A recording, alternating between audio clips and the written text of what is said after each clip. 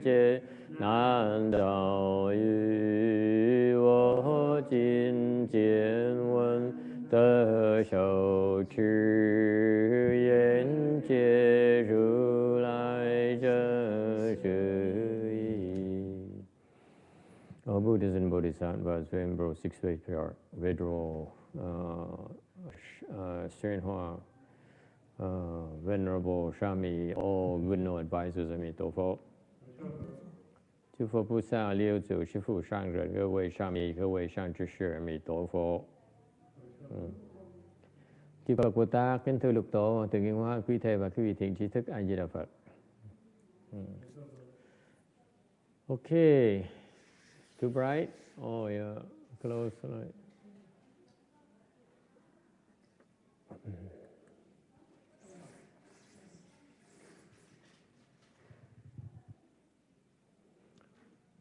Today is the 9th of March 2013. We are in Rosemead to continue the discussion of the Vajra Sutra. 2014. Thank you very much. I stand corrected. Yeah, you get older, you tend to live in the past.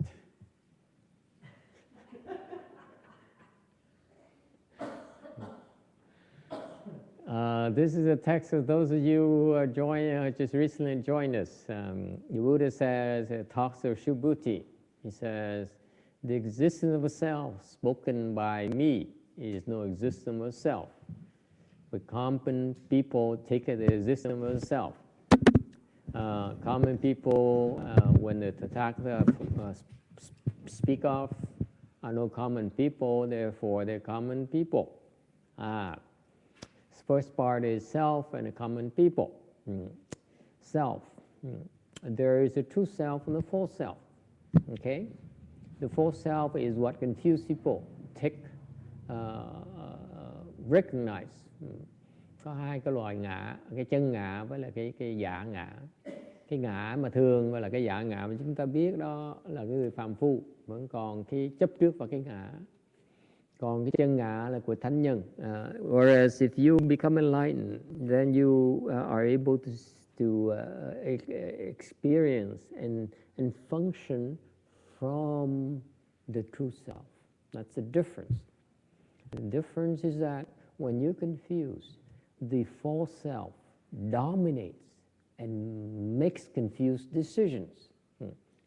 Cái quan trọng chỗ nào? Tại vì mình học Phật Pháp để chúng ta nhớ rằng là khi mà quý vị còn phàm phu thì quý vị vẫn bị cái bản ngã nó mê muội và nó thích lấn át, nó thích thành ra cái sự lựa chọn chúng ta nó có nhiều cái sơ khuyết, có những cái sai lầm, thành khó mà tin tưởng. So what it means is that if you're confused, you're not enlightened yet, you should not trust yourself that much. Có nghĩa là nếu như quý vị mà chưa giác ngộ thì không nên quá tự tin, không nên tin mình quá. Whereas after you become enlightened, meaning you reach enlightened again for you, all of you, enlightened is not fourth stage arhatship. When we talk about Mahayana enlightenment, is way beyond fourth stage arhatship. Khi mà chúng ta nói về bên Đại Thừa mà nói về giác ngộ đó, là cái giác ngộ này là cái trình độ nó cao hơn là tứ quả là hán xa lắm, cao rất là xa, xa không thể tưởng. It's just too far away. Okay, but when you become enlightened, then you are able to function from the true self. Sau khi cái vị giác ngộ rồi thì quý vị có thể cái chân ngã đó, cái bản ngã chân kính của chúng ta đó bắt đầu nó hoạt động, nó có thể. And then that's when you make good decision. Như vậy quý vị ít bị sai lầm hơn. Any questions? So that's why this section here says there's a self. The Buddha sees you, okay, as no self. All of us have no self. But us, when you confuse, you still have a self. You still see yourself. That's the important thing to remember. Cái phần này quan trọng ở chỗ quý vị nhớ cái phân khúc này một cách thực tiễn mà nói đó là Đức Phật, đối với Đức Phật thì không có, Đức Phật là có cái chân ngã rồi, còn khi chúng ta mà phàm phu vẫn còn cái bản ngã, thành ra chúng ta mê muội mà chúng ta không biết. The main point is that because of the existence of self here, we're confused and yet we don't know it that we're confused. It's not very flattering, but it's the truth. Thành ra vì cái bản ngã này chúng ta bị mê muội mà không biết mình mê muội, mình nghĩ là mình trúng. Yeah. Ok. Nó hơi sốc tai một tí, nhưng điều sự thật là như vậy đó. Okay. Only the people who are confused would be so sure of themselves. Những cái người mà còn mê muội thì nó lộ ra bằng cách nào? Bằng cách là họ rất là tự tin. Did you hear that, huh? Kim Liên? Confused people are so confident, so sure of themselves. Những cái người mà còn mê muội tự tin dễ sợ lắm. Questions? Ai thắc mắc gì không? You know anyone who's confident, by the way? Có ai biết có quen người nào mà còn rất tự tin không? Very confident people. Yeah, yeah, yeah. Okay, Trang, you know anyone who's very confident, Trang? Roberta? Yeah. Anyone? Huh? You see? That's a sign of confusion. Cái người mà tự tin là cái người đang bị mê muội mà không biết. And yet they don't know. They're so sure of themselves and they're so confused and that they don't know. So what do? Làm cái gì bây giờ? That's what the sutra says. What are you supposed to do? Kinh, đọc cái kinh rồi quý vị thấy sao? Phật nói cái gì? Huh? What do you do? Huh? What do you do? Come on, why do you bother coming to Sunday afternoon? You learn nothing out of this you can use during your daily life. Vì bỏ thì giờ mà tới đây nghe kinh để làm cái gì? Nếu mà không biết dùng những cái lời dạy của kinh để mà áp dụng trong thường ngày thì nghe kinh làm cái gì? Kill the self. Kim Điền says, such a violent person, suffocate the self, strangle him, shoot him to death. Yeah. Cô nói là giết cái bạn gã đi, bóp cổ nó đi, bóp mũi nó đi, thắt cổ nó, bắn nó một cái cho nó chết, chém cái nó một cái cho nó đã, cho nó hả giận. Why you want to kill yourself? Because the self is trouble, right? Okay. Here's what you should take out of this section here. Okay. You see, there are people who are confused. Khi học cái này quý vị hiểu sao? Cái nó rõ ràng như vậy. And it's so clear to me, and yet I don't know why you don't get it. Sao nó rõ nhưng mà thấy rõ mà sao quý vị không thấy được? What is the lesson from here? What is this section here? Huh? Bài học là gì?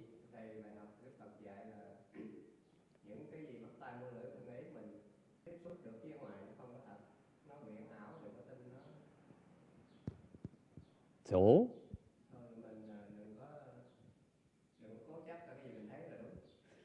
It shouldn't be attached. He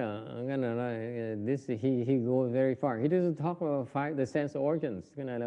He says, then the Buddha says, whatever you use your sense organs to be in contact with the outside world, don't trust it. I say, well, he's not mentioning the sense organs here. He's only talking about self. Thầy trả lời là Đức Phật đâu có nói ngũ quan đâu, giác quan. Ngài đang nói về cái ngã. Yeah. Anyone else? The question is, what are you supposed to learn from this section? Right here, this section. Cái phần đó nó rõ ràng ngay trước mắt. When you read this section here, 2 sentences. What does it tell you? What do these 2 sentences tell you? Đọc cái kinh là 2 câu thôi là quý vị hiểu ra sao. What does it tell you? Oh my God, you don't get it? Hmm? The self. The self is nothing, yes? Yes? It's difficult to be a common person. You're right. You should feel bad about being such a common person. Yes, what else? Phải học gì nữa? Phải học gì nữa? Hả? Cả 2 câu thôi mà 2 câu nó rõ ràng trước mắt vậy. Có nghĩa là gì? You don't get it, do you? Okay, think about it. Be common.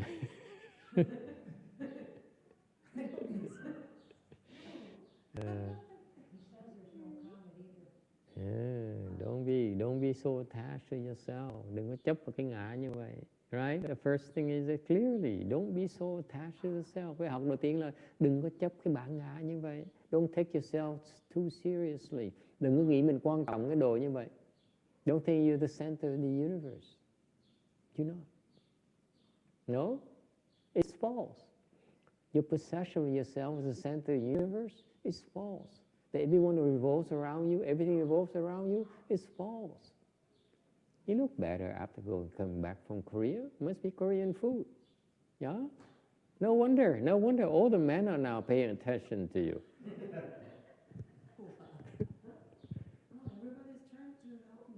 Yeah, they're trying to help her now. Yeah. Groceries, bags, boxes, cars, flowers. They help her carry everything now. Terrible, huh? I don't know how I can survive with so much attention. So don't take yourself too seriously. Câu đầu tiên nó rõ ràng là nếu nó giả thì mình không nên tự coi mình quan trọng cái đồ như vậy. Okay? What else? What's the next obvious lesson? Cái bài học thứ nhì là gì? Remember, it's not that big of a deal. You're not that big of a deal. Nhớ là mình không quan trọng cái đồ như vậy đâu. When people think we're big a deal, it's okay. Người khác nghĩ mình quan trọng, được. But we shouldn't think we're a big deal. Is it clear? It's okay to applaud Master, but Master doesn't take himself seriously. Nói cái khác, nếu quý vị vỗ tay thầy á, thầy được. Nhưng thầy lúc bị được vỗ tay như vậy, thầy không được, tự coi mình quan trọng. Okay? Okay, that applies to monks too, you see? What else? That there's someone who's wiser than you. Bài học thứ nhì là có người khác có trí huệ hơn mình. Tại người ta không có cái ngã như mình. There's some, the people who have no self are much wiser than we are. Is it clear? They're not as confused as we are. Có những người mà không còn cái bản ngã đó, họ trí huệ cao hơn mình nhiều. Agree, disagree? Yes. Is it clear? I mean, it's so clear here that there's some people like the Buddha. They have no self. Clearly, these people are far superior than we are. Những người mà không có ngã là cái người trí huệ hơn mình xa. Okay? All right. How do you get to know self? Làm sao mà tới vô ngã bây giờ? Okay? Okay. There's an anecdote. We're on slide 710. There's in a part of the country, there is no donkey. So someone thought it is a joke, brought in a donkey. Okay. Có cái vùng của cái nước đó nó không có lừa. Thành có một người khôi hài đem con lừa vào cái vùng đó nuôi. Okay. And the donkeys, thank you very much. Thank you.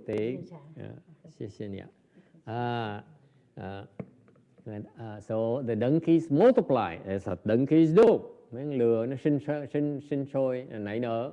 Nó có mấy con lừa nó làm chuyện đó. Okay. And they gather at the foot of a mountain, rồi nó tập tụ lại dưới cái chân núi đó. And when you're near the foot of a mountain, what do you see? You have tigers. This happens in Asia, of course. Cái này bên Á Châu đương nhiên. Back then in Asia, there used to be a lot of tigers. Hồi xưa bên Á Châu rất nhiều cọp.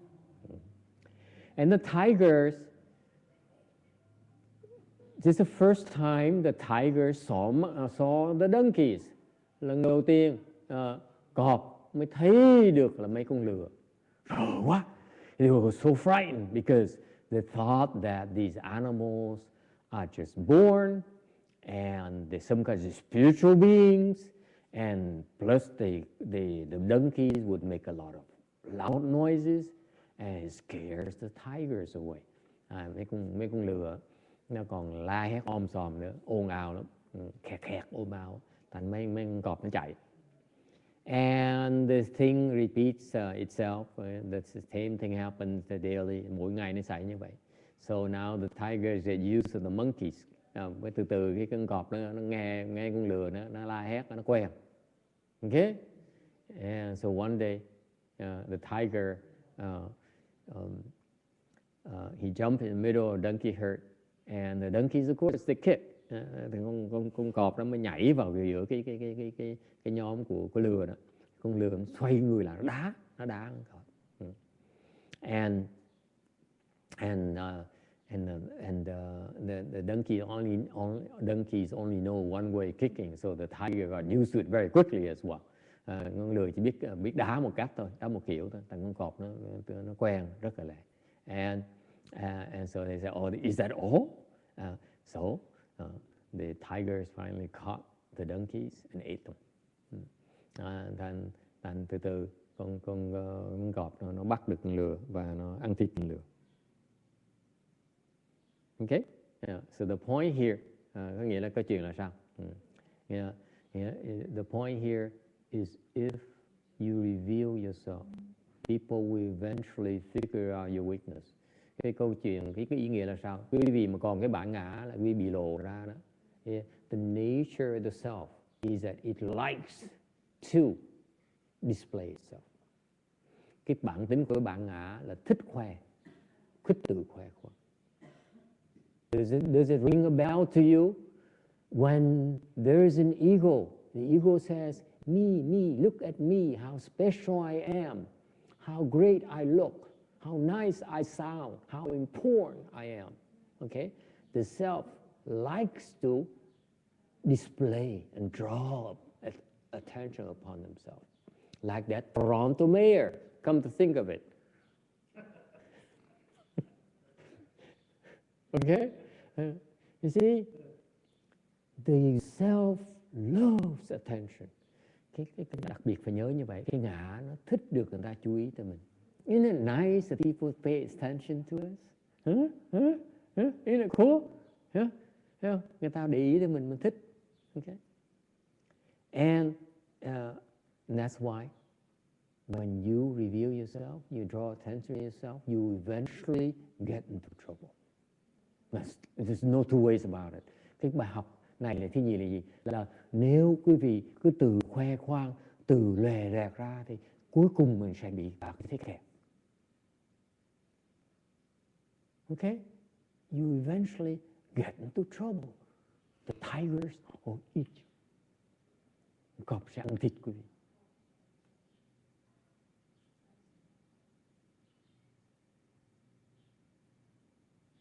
Okay? So Lão Tử, bởi vậy Lão Tử mới nói, you should temporarily hide your smarts, your skillfulness, your bravery in order to wait for the right opportunity. Thành Lão Tử mới dạy là quý vị phải tạm thời mà giấu đi, giấu cái thông minh của mình, giấu cái tài của mình, giấu cái dũng cảm của mình để mà đợi đúng thời mới lộ ra. And you wait for the right time to reveal yourself.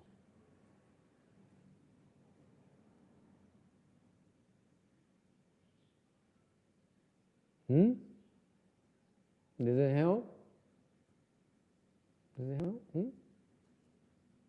Don't draw attention upon yourself. There's no need. Me, pay attention to me. I am important. There's no need for that. It's better the people don't pay attention to you and you walk by unnoticed. Thành ra hay nhất là đừng né tránh là muốn người ta chú ý tới mình, nghĩ là mình quan trọng, nghĩ là mình đặc biệt. Ok, mình cứ né, cứ đi lù đi né. Cái đó là trí huệ. That's the action of wise men. Questions? Ai thắc mắc gì không? Yes, ma'am. How do normal people do that? How do a young woman do that? I have a very, very good anecdote for you.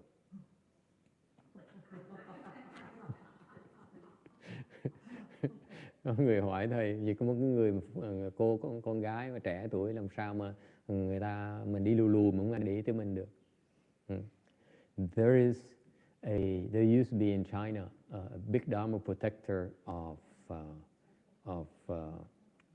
an arhat, a great arhat. Hồi xưa có một cái vị Đà La Hán, A La Hán kia, có một cái vị đại thí chủ rất là giàu, very very rich and very pretty, vừa giàu vừa đẹp nữa. Okay, why is that? Tại sao như vậy?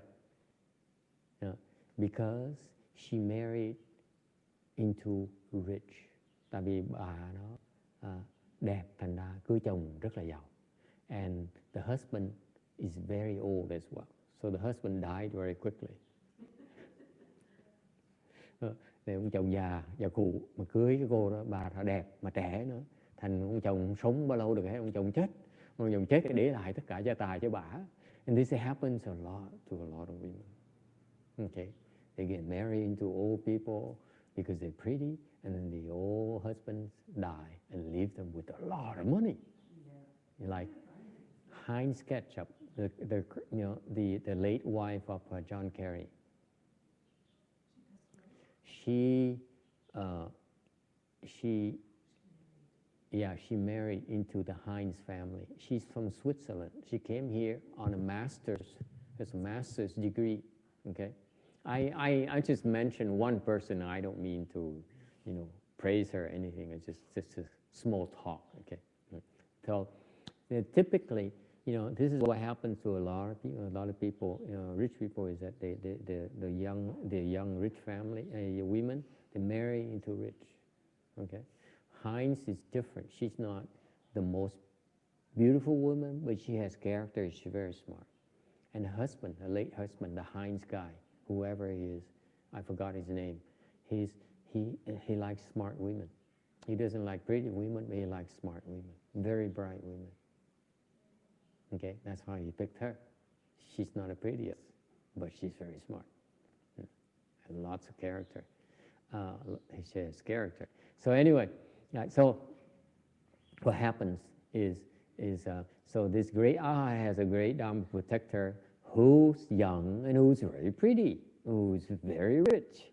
Thành kể lại chuyện là người vị Đại La Hán này có đời xưa bên Tàu đã có một cái thí chủ đã rất giàu mà vừa trẻ vừa giàu vừa đẹp nữa.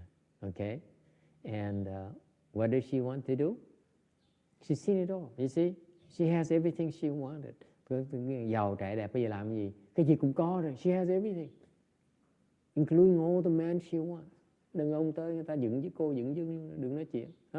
So what does she want to do? She wants to cultivate. Những điều gì thích cái gì bây giờ?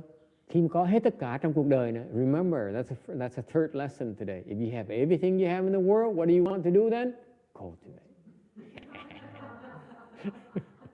Not funny, huh? To some of you, huh? Yep. No sense of humor. Bài học thứ ba là sao? Là những cái người mà giàu có mà có tất cả trên thế gian này rồi, họ muốn gì? Cuối cùng họ muốn cái gì? Họ muốn tu.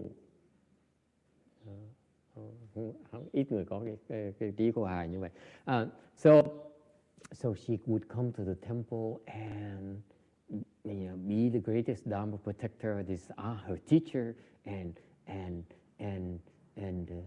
sincerely, vigorously cultivate. Cái bà này tới và giúp ông thầy xây chùa, rồi giúp việc trong chùa, xong rồi tu hành rất là tinh tấn. But guess what? Wherever she goes, even in the temple, lots of men pay attention to her. Mà chuyện gì xảy ra? Những người đàn bà đẹp vào chùa vậy đó, vào chùa một cái mấy đàn ông khác chú ý tới. So what happens then? They all come and line up and court her. Họ sắp hàng tới ghẹo cô này. So what do? That's right. That's the same one. Well, you asked me what do you do? I said one way. So she was always bothered. Men call her. Men wait for her at the car, at the chariot. Men wait for her in front of the house. You know, they always men finding ways to sneak in. So what did she do? She came to her teacher and said, "Teacher, Master, I want to study, but these men will never leave me alone." Okay? And the master said, "Well, you know, what can I do? They're also important." So she came home and she ruined half of her face. Incredible? So that she could cultivate. You see, Vicky,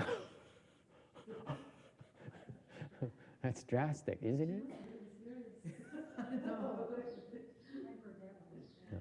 Isn't it fascinating that men don't even interest her? Can you believe it? How is it possible? What kind of cultivation is that? But it's amazing that some people are so dedicated, they wreck their own face in order to cultivate. I would never recommend that. Just bear it. Just bear it. It's a test. You asked me if she ever came to ask me before she ruined her face. It's a beautiful work of art. Why would you ruin a work of art? Number one, right? It's an art of creation. Why would you ruin it? Nowadays, we have to go see a plastic surgeon in Beverly Hills. She doesn't even have to do that. It's a work of art. Thành ra đối với thầy nói chuyện cho vui, chứ đối với thầy thì không cần làm những chuyện đó. Mình đẹp là một cái năng khiếu của tạo hóa. Tại sao mình phá làm gì? Đúng không? Mình hủy hoại một cái artwork là tiếng Việt gì con? Tác phẩm nghệ thuật chứ gì? She knows what I'm talking about. See? It's a work of art. Don't ruin it. Don't ruin art. Will you ever see yourself defacing a Picasso? Huh? Or defiling a beautiful song? Huh? Never, right? It's sacrilegious. So I would not do that. If she came to me, if I were a teacher, I said, don't do that. Don't even consider. It's inhuman. You can't do that. So what do? Control yourself. Be like a donkey. I mean. Nó sao bây giờ? The donkey, let the eaten. Kick him. Anyway, you see, so what do? And sao bây giờ? You're right, it's not a good idea. What do you do?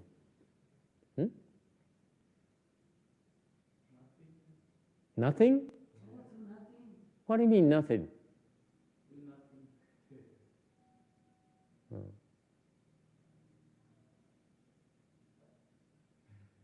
What do you do? You don't understand. Quý vị vẫn chưa hiểu. It's a test. Cái đó là cái thử thách của cái tâm của mình. Yes, Vicky. Get over yourself. It's a test. It's a test. Yes, sir. Don't listen to him. He gives you bad advices. He still has a self. Very good. You meditate. That's right. Okay? It's a test of your sincerity. if men pay attention to you, it's a test of sincerity. Do you really want to cultivate it, or would you rather spend time with me? That's what they say. You see? Wouldn't you rather spend time with me? Huh?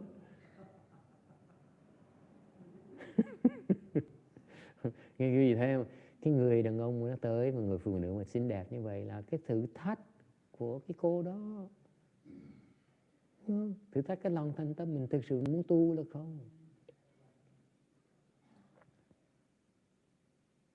You see that?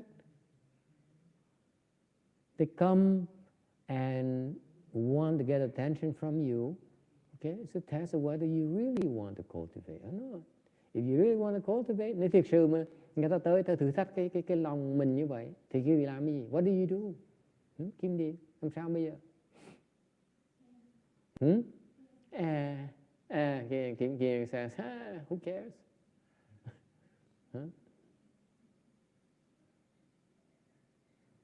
That's all. It's a test. You have to decide what to do with it. There's so many ways you can do with it. You shut the door on them, tell them to go take a cold shower, all kinds of things. So many things, right? Vicky, you can think of at least 100 different things, right? Huh? Roberta, you agree? Easy. If you inside are so solid, are not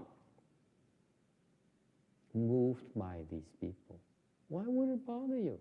You only ask me a question because you moved by that, you like it. That's all. Nói cái khác, nếu như quý vị mà thực sự mà vững tâm vững thì người ta làm kệ người ta, sao mà đụng cái tâm mình được, đúng không? Làm đủ biết bao nhiêu chuyện mình có thể làm.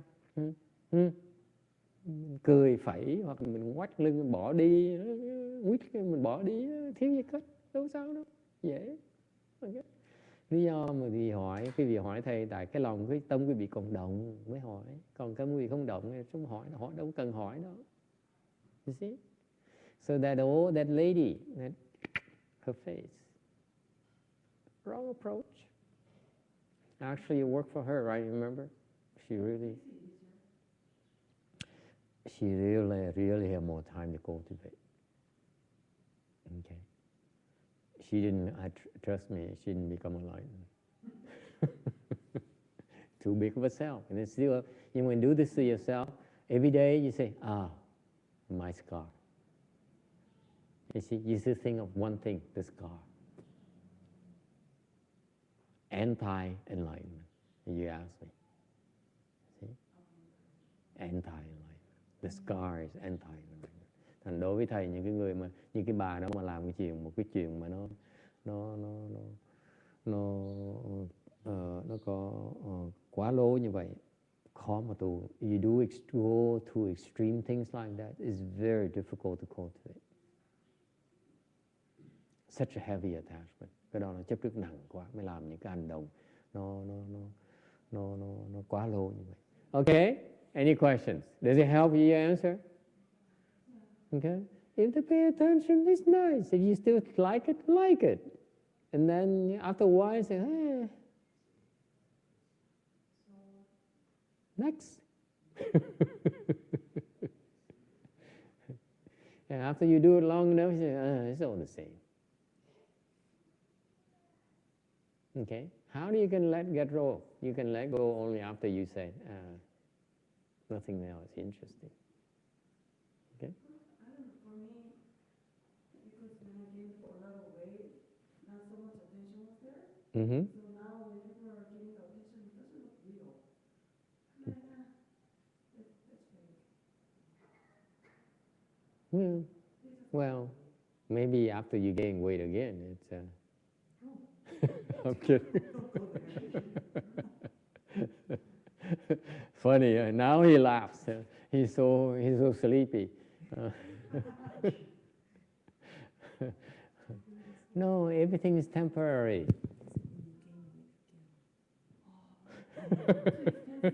See how mean I am. See, people like to say, oh, Master, you're so mean. Yeah, of course I'm mean. Because I'm reminding you, you're so stupid, you're so attached. Okay? There's no need. If, the point here is that it's only temporary. It's not forever. So either It's temporary, so either you enjoy it now because it's not going to last. If you enjoy, don't get attached to it. Am I making sense to you? Thành đối với thầy, cái đó là mình mới hiểu rằng là nó tạm bợ thôi. Thành cứ chỉ có hai cách đối phó nó. Okay. If you know it's temporary, then you have two ways to deal with it. Có hai cách để mà đối phó nó. Number one, enjoy it and expect it to end. Okay. Thứ nhất là cái vì cứ vui chơi với nó mà biết mà mình sửa soạn chuẩn bị để nó ngừng lại. Tại nó sẽ không bao giờ lâu hết. It's not forever. Okay? Since it's temporary, so even the enjoyment is temporary. What's there to worry about? Thì ngay cái thú vui mà nó cũng chỉ tạm bợ thôi, chỉ tạm thời thôi. Don't attach to the enjoyment. Right? It's there, but don't attach to it. Isn't it real? Huh? You can pretend it's not there. I don't like it. I think it's there, but I know it's temporary. Okay? That's Mahayana. Cái đó là Đại Thừa đó. Then Hinayana says, I'm above this. No, you're not. If you still say I'm above this, you're not above it. Okay? What's number two? Number two is that, why should I move myself for 5-10 minutes and and then it gets old? What for? So you drop even the enjoyment itself. Cái cách thứ gì là mình nói, tại sao mình từ dao động, mình cho phép dao động làm cái gì? Tại mình 5 phút sau nó sẽ hết, mình 5 phút sau nó chả có gì hay hết. Thì tại sao mình để cho phép người ta dao động làm cái gì? So you see, the second approach you said, it's going to only agitate me, move me for a very short duration. Why should I let it happen? Right? Yeah, you can choose two ways. Either way works, because eventually it stops. Okay? So this is what typically happens. You let it move you, and then eventually it won't be long before you say, Master is right. It's no big deal. So it no longer moves you. And then you understand the temporary nature of things. Master is right after all. Master YongHua is right after all, text says. My gosh, it's not as great as I thought. Vì thấy không? Lúc đầu thì ai cũng vậy, ai cũng qua cái giai đoạn là mình đồng, cho nó đồng mình vui chơi nó. Xong nó càng ngày nó càng, cái thú vui nó càng ngày nó càng cục. Xong mình mới thấy, thế đó cuối cùng nó chỉ là giả thôi, tạm bợ thôi, có gì đâu mà vui. Thầy vì nói đúng vậy sợ lắm. Thầy nó không cần để cho nó động. Yes, Vicky. No? Nothing to say. Questions? Ai thắc mắc gì không? Okay, 7-11. Wow, that sounds, rings a bell. 7-11? I heard it somewhere before.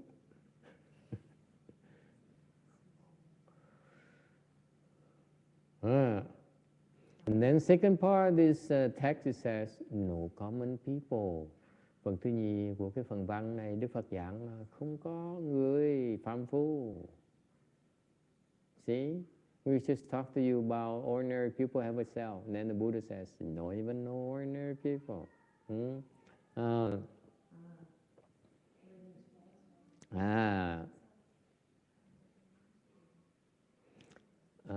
I don't think we need this. This is explained already. Wow.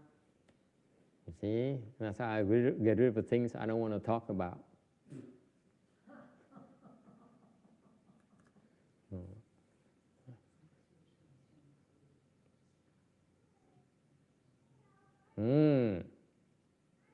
He says, common people take the false self as true. Okay, that's why the common people. Đức Phật nói những cái người phàm phu là tin vào cái bản ngã thì mới gọi là phàm phu. Okay. However, this is what's interesting about the wisdom of the Buddha. Để cái đặc biệt là cái đặc tính của cái sự trí huệ của Đức Phật. Okay. He doesn't even see common people. Đức Phật không thấy luôn người phàm phu luôn. Because you can see eventually that all these common people, ordinary people will eventually become Buddhas. That's what the Buddha sees. Đức Phật thấy phàm phu cũng sẽ thành Phật. Thánh có phàm phu. In his mind, there's no ordinary people. Tâm Phật không thấy ai là phàm phu hết. Okay? All of us have the Buddha nature and we all can become Buddhas. Okay? Tất cả chúng sanh đều có Phật tính và trong tương lai sẽ thành Phật. And that's what the Buddha says. He says, only because of false thinking and attachment. And that's why we haven't certified yet to Buddhahood. Chỉ vì đang còn chấp trước và vọng tưởng, thành ra chưa chứng đắc được, chưa thành Phật được thôi. Okay? Questions about that? Any questions? Yeah? All right. So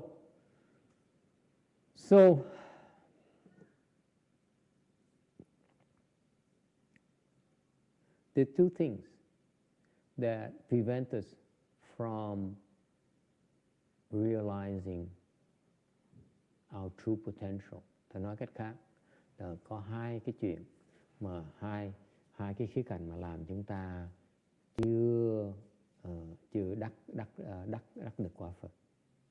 Okay? Yeah. What is it? False thinking and attaching. Hai cái sai lầm chỗ nào? Thứ nhất là vọng tưởng, thứ hai là chấp trước. See, that's easy. All you have to do is get rid of your false thinking and get rid of your attachment. You're Buddha. Bỏ cái vọng tưởng, cái chấp trước là thành Phật này. It's like the false thinking and the attachments are like the dirt outside of the Buddha statue. You wash it. That's all you have to do.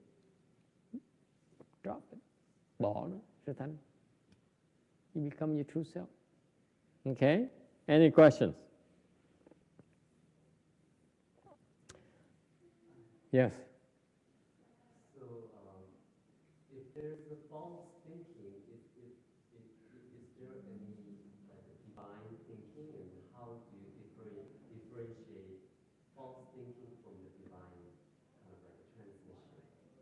True thinking. You mean the opposite of false thinking? Yeah. Right? The opposite of false thinking is not divine. Opposite of false thinking is true thinking. Okay? The divine thinking is still called false thinking for your information. Có người hỏi cái vọng tưởng với là cái thiên ý nó khác nhau chuyện nào? Thì nói ý ông nói và ông nói là thiên ý là nó đối ngược lại với vọng tưởng. Không phải, cái thiên ý vẫn là vọng tưởng như thường. Okay.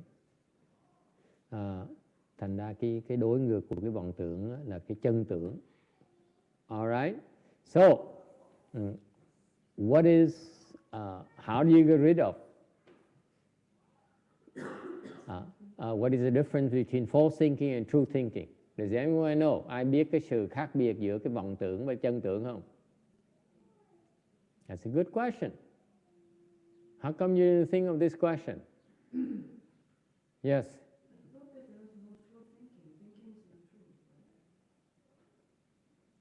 There's no true thinking, Shana says, from all her Korean food she ate in Korea. Now she comes up with this idea that it's only there's no true thinking. If there's no true thinking, how can we become Buddhas? That's why we are a Buddha, because we are thinking, right? There's some truth in there. See? Miss Korea understands now. I thought I would mislead her, but she's, I'm not biting. You see? See what I mean? If you firm in your resolve, how can I move you? If you know what it's about, how can I move you at all? See that? If they come at you and say, oh, you can't move me. See that? The proof right there. You get it now? How to handle, how young women should handle it? And you know what? It gets harder and harder because the better one keeps on appearing on the horizon. Evil laugh. Okay? Anyway, it's just between us. All right, so what is the opposite? What's the difference in false thinking and true thinking? Here's what happens. Okay? False thinking, cái khác biệt của vọng tưởng với chân tưởng chỗ nào? Cái vọng tưởng là cái gì? False thinking refers to the thoughts that arise in your mind. When you sit there and you meditate, like when the future mayor sits there and meditates, and he keeps on rising, these thoughts arise, okay? That's called false thinking. Như cái vị đang ngồi mà đang thiền, mà cái tư tưởng nó khởi lên, cái đó là cái vọng tưởng. That's what it means. False thinking refers to the arisal of a thought. You see, and I'm glad that you asked about that because he's you know, I read about false thinking for years, and I couldn't even come up with that question. What is false thinking? No one could answer. I mean, I couldn't find a direct answer for that. Okay? False thinking is the arisal of a thought. That's the definition. Cái vọng tưởng là gì? Thầy học Phật giáo mấy năm trời vẫn hiểu vọng tưởng là cái gì.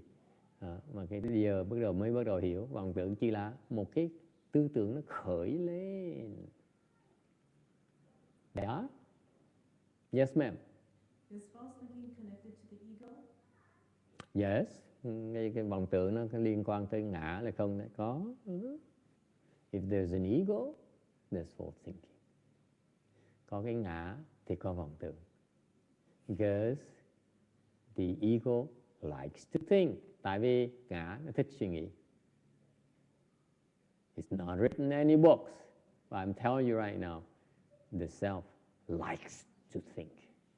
Không có sách nào biên này đâu. Thầy nói quý vị nghe, cái ngã nó thích suy nghĩ. Yes? You see, you're getting all these glimpses of how this self functions. Quý vị thấy, nghe kinh quý vị thấy những khía cạnh khác nhau của cái bản ngã nó hoạt động ra sao. If you don't know about these aspects, how can you recognize it? Nếu quý vị không biết những cái khía cạnh đó, làm sao quý vị nhận diện được nó bây giờ? We don't tell you what's black or white, what's good or bad. How are you going to recognize it? Nếu chúng tôi không dạy quý vị cái trắng cái đen, cái tốt cái đẹp, cái tốt cái xấu, làm sao quý vị nhận ra được? Yeah? Huh? And there's so many people so sure themselves. They're so sure, they know everything. Có những người gì cũng biết hết, cái gì cũng chắc chắn, dễ sợ là mình biết. Phá kim điên. Okay? Any questions? So, the arisal of thought is called false thinking. Thật quý vị nhớ, một cái tư tưởng nó khởi lên, cái đó là cái vọng tưởng. So far so good. What is true thinking then? Cái chân tưởng là cái gì? What is it? Vicky, what is true thinking? I give you a definition already. Yes. No thought? No arisal. It's that simple. Isn't it beautiful?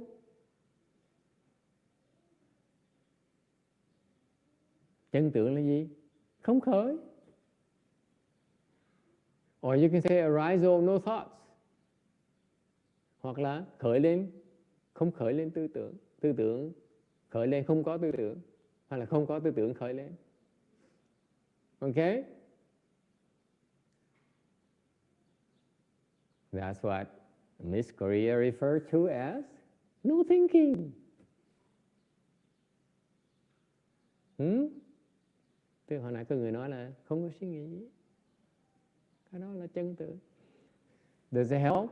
So false thinking, in order to get true thinking, you cut off the false thinking. That's all you do. That's a very important question. Thành cái câu hỏi quan trọng, trả lời quan trọng. Nếu quý vị muốn bỏ cái vọng tưởng thì đừng có khởi vọng tưởng, gọi là chân tưởng. If you want to have true thinking, just get rid of false thinking. That's it. All that remains is true thinking. Thành ra quý vị muốn bỏ cái giả, muốn tìm cái chân thì bỏ cái giả. If you extrapolate that, nếu cái vị nó nới rộng ra thì nói là sao? Là muốn tìm cái chân thì chỉ cần bỏ cái giả. You extrapolate that, broaden that concept. Okay? In order for you to find the true, what do? You get rid of the false. Beautiful. That's cultivation. Làm tu hành chỉ như vậy thôi. Mình nhận gì nó giả, mình chắc cái phục. So what's cultivation is about? You see it's false, you cut it off. That's all. Now all that remains is the truth. Tất cả nó còn lại chỉ là cái chân thật. Questions?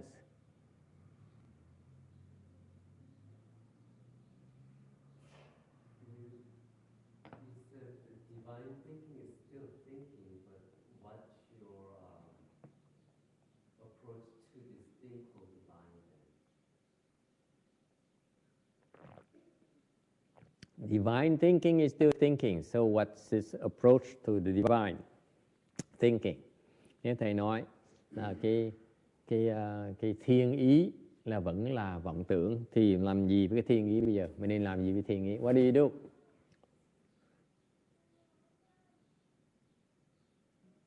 Anyone? You know, when you speak Dharma, they're going to ask you all kinds of questions like this. Khi vì nói Pháp, người ta hỏi gì mình phải trả lời. Okay? Yes. What do you do? Maybe divine thinking means that you have a positive objective in the doing of thinking. Like,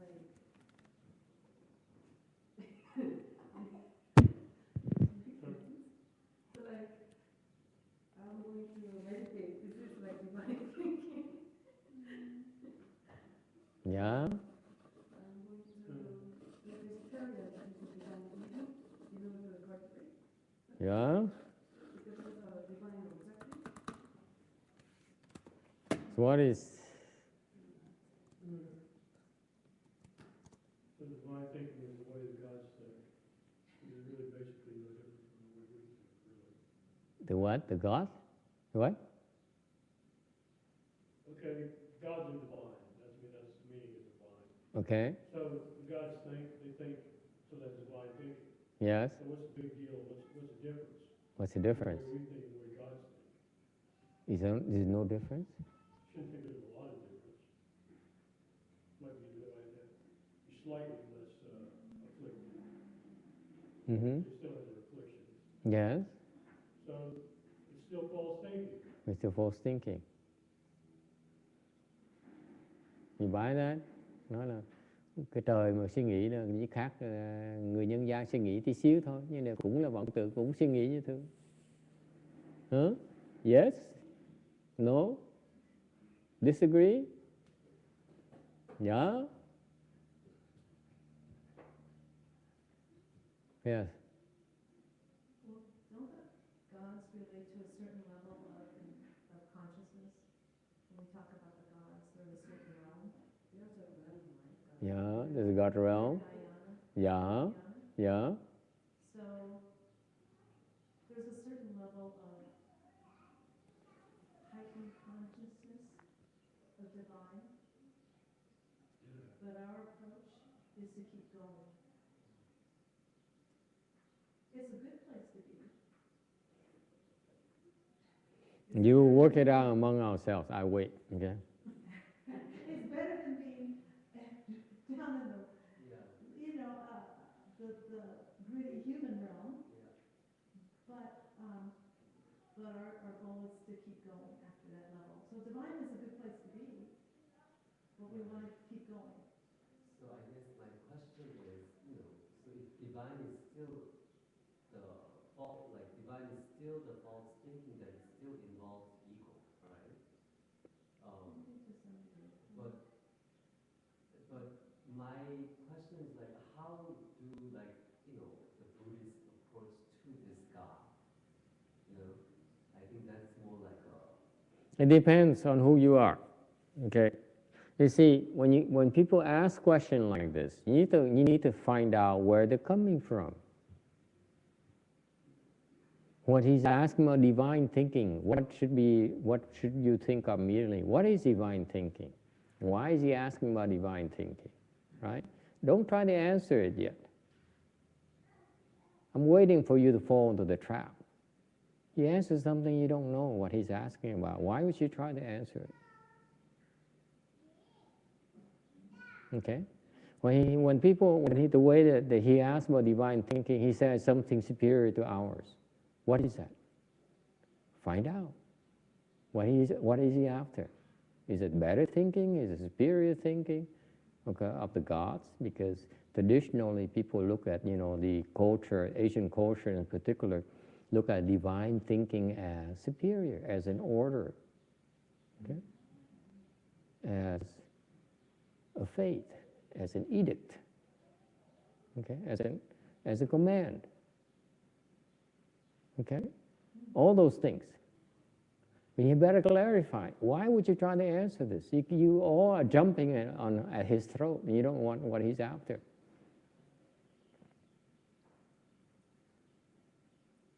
Okay. So when we speak Dharma, the difference in our style of speaking Dharma is we allow people to ask questions. You better make sure that you understand what they're asking before you answer. Okay? You cannot help people coming through this temple here to the temple understand the Dharma better unless you know why they want to know more about the Dharma. Right? It makes no sense to lecture the whole sutra, the whole book. So all they want is one sentence, 2 sentences to satisfy the curiosity. Okay? Thành nói Pháp á, cẩn thận, phải biết người ta muốn tìm chỗ nào, hiểu cái gì, tại vì người ta không có thì giờ, thì mình phải nói phải chính xác, trả lời cái gì người ta muốn nghe thôi. Okay. Okay, would you like to rephrase the question again? What is divine thinking to you? See, that's what I would do. What is divine thinking to you?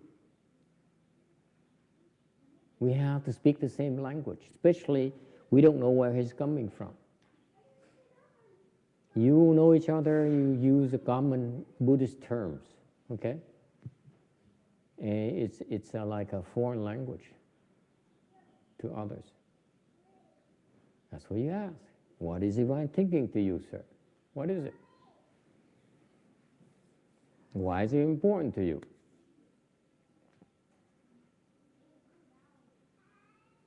Because to me, I definitely believe in God. Mm-hmm.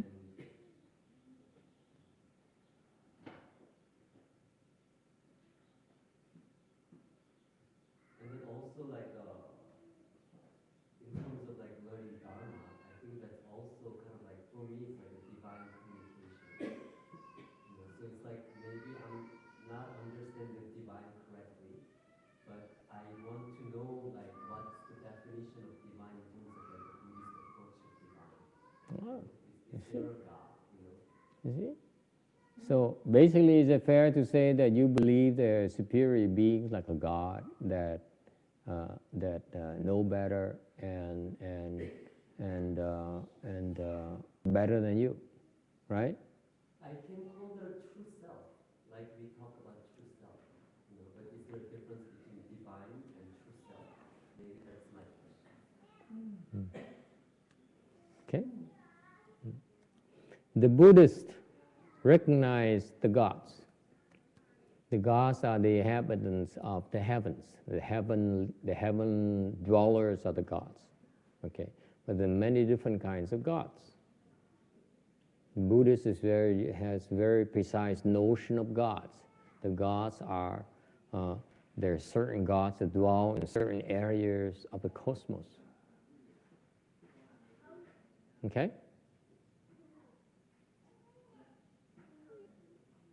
They exist in those planes. They have the planes of existence called heavens. They exist in. That's why they call gods. We are called humans because we dwell in a lower level, in a plane of existence. That's why we call human beings. Similarly, there is something called animal realms because they're animals. They dwell in what is considered in Buddhism a lower realm called animal realm. And there's something called the hells, which is a much lower level. All right? So different planes of existence. Does it help? So God simply are the inhabitants of a certain realm. That's all there is to it, to the Buddhist. So far, so good. We acknowledge their existence. We learn about them. For example, your reference to God most likely comes from the common literature where there's someone called the Christian God. Okay? Excuse me, especially in people in the West, they recognize the Christian God. You go to India, they recognize many more deities. Okay? Vishnu. What else? Vishnu. Huh? Rama, Shiva. Huh? So the Indians, they have many more gods. Okay? And those gods, actually, the Buddhists also recognize them as gods. They happen to be dwelling at different heavens other than the Christian gods' heavens. You see how precise we are. So far, so good. Kim gì nghe con hiểu, người ta hỏi thông thường câu hỏi về cái thượng đế, quả trời đó sao? Thế đó, cái Phật giáo mình quả trời, mình công nhận có quả trời, có nhiều cái quả trời khác nhau. Cái người mà Tây phương ta biết quả trời của thượng đế là một loại quả trời thôi. Bên người Ấn Độ có nhận ra nhiều cái ông trời khác, chẳng hạn như là Vishnu, Rama này nọ. Thì những người đó là Phật giáo công nhận là cũng là cái cõi trời khác cái cõi trời thượng đế thôi. Thành Phật giáo mình ấy, nhìn cái thiên nhân nó rất là chính xác. So the Buddhist understanding of the God is much more detailed than the other religions. Our description of the cosmos is a little bit more detailed than the other guys. Okay, whether you believe or not is your problem. Your decision, okay? But we recognize these God beings. Okay? Thành ra Phật giáo mình nó chi tiết hơn nhiều. So far, so good? Okay. However, these gods are still part of the wheel of reincarnation. Nhưng những cái người thiên nhân này vẫn trong cái vòng luân hồi. So far, so good? Did I explain to you this way before? No, huh? Because no one ever asked. I like it. If you don't ask me, I cannot explain it to you. Huh? I like it. Okay, so these gods, the different kinds of gods throughout the cosmos, the Buddhists look at them and say, you are gods, you're different plane of existence, but you're still within reincarnation. Because these gods changed place. They move from heaven to heaven. So it's like we move from Korea to America. Huh? And back. and back, and go back, and back and forth. We can make up our minds. That's right. Okay, you see that? So it's the same thing. The gods move from heavens to heavens. There's no known fact outside of Buddhism. When the Buddhists recognize that gods change places, they move, they migrate, just like we do. Does it make sense to you? Does it feel intuitively rational to you that if we move, so can the gods? You like that text? Isn't it beautiful? Huh? Oh, that's why he came from Texas to California. And he's thinking about returning to Beaumont. Wow. Not Beaumont, but Dallas. You see that? So far, so good? Yes. Another question, the Kuan Yin, like Kuan Yin, she's also like a divine God, or is it different from? So Guan Yin. Is she a different God or what? She's everything. Nên thầy nói là cái thượng đế, những cái cõi trời thiên nhân á, đối với Phật giáo mình vẫn còn trong vòng luân hồi. Mình công nhận họ sống từ những cõi trời khác nhau thì họ vẫn trong cái luân hồi như thường. Thì có những cái loài người trời đó, ở những tầng trời khác nhau thì những người trời ở tầng trời đó họ cứ di chuyển từ tầng trời này tới tầng trời khác, giống như loài người di chuyển từ nước này qua nước khác, chứ nó chả khác, nó vẫn trong luân hồi hết, không thoát được cái luân hồi. Thầy trả lời được không? Thầy mình trả lời ngay, tức là cái ý ông muốn hỏi là cõi thiên nhân có gì đặc biệt không? Mình không có gì đặc biệt đâu, thấy không? Mình không cần trả lời thẳng, mình trả lời nghiêng cho ông thấy. Ông quan trọng cái thiên nhân, mình nói cái thiên nhân có gì đặc biệt đâu. Ông hiểu ngay lập tức. Ông chuyển qua câu hỏi. Ông hỏi bây giờ Quan Âm là sao? Thấy trả lời không? Người ta hỏi mình phải trả lời cái sự mong muốn, người ta hiểu biết mình mới trả lời giúp người ta được chứ, đúng không? Okay. So what about Guan Yin? Answer his question. Why must I talk all the time? Give me a break. I'm going to have my cup of tea first. Yes, sir. Quan Yin is all past Buddha, but look like Shakyamuni, with the compassion. He represents, he perform 32 different kind of level of living being, like we call God, angel, human being, or animal, or what, to help that level, recognize the Dharma. And first of all, to clear the suffering and then make them like us. So sometimes some countries see one man as a woman, some community want a king, she appear a king to prime minister, and influence to the power to spread the Dharma. Sometimes she become a woman, influence woman to spread for that community want a woman, she represents different of the being to spread the Dharma and look like Shakyamuni did. Yes? Does that help? Sir, would you like to add to it? You're going to have this kind of question often. How are you going to answer it? I show you how to answer the God question already. Now I answer the Guan Yin question. In Buddhism, the Bodhisattvas is another realm from the gods. So the Bodhisattvas are actually enlightened beings, whereas the gods are not actually enlightened. Yeah, I guess typically anyways. So the Bodhisattva realm is a whole other realm. So the Bodhisattvas are also beings, but in Buddhism, place them higher up than the gods. Yes?